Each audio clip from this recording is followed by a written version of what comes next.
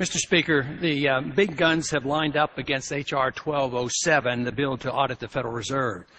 What is it that they are so concerned about? What information are they hiding from the American people? The screed is transparency is okay, except for those things they don't want to be transparent. Federal Reserve Chairman Ben Bernanke argues that H.R. 1207, the legislation to audit the Federal Reserve, would politicize monetary policy. He claims that monetary policy must remain independent, that is, secret. He ignores history because chairmen of the Federal Reserve in the past, especially when up for reappointment, do their best to accommodate the president with politically driven low interest rates and a bubble economy.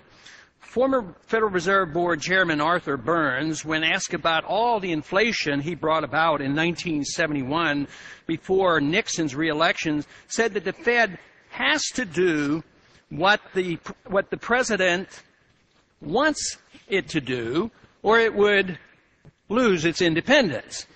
That about tells you everything. Not by accident, Chairman Burns strongly supported Nixon's program of wage and price controls the same year, but I guess that's not political. Is not making secret deals with the likes of Goldman Sachs, international financial institutions, foreign governments, and foreign central banks politicizing monetary policy?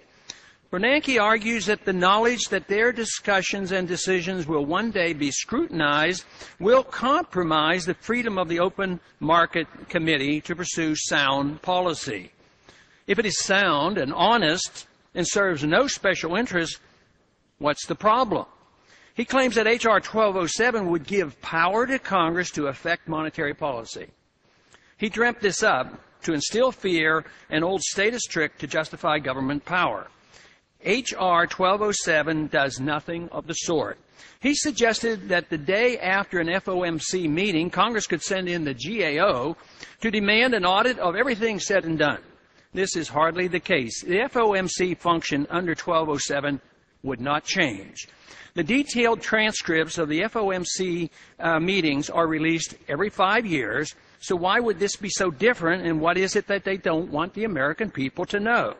Is there something about the transcripts that need to be kept secret, or are the transcripts actually not verbatim? Fed sycophants argue that an audit would destroy the financial market's faith in the Fed. They say this in the midst of the greatest financial crisis in history brought on by none other than the Federal Reserve. In fact, Chairman Bernanke stated on November 14, 2007 that, quote, a considerable amount of evidence indicates that central bank transparency increases the effectiveness of monetary policy and enhances economic and financial performance, close quote. They also argue that an audit would hurt the value of the U.S. dollar. In fact, the Fed, in less than 100 years of its existence, has reduced the value of the 1914 dollar by 96%.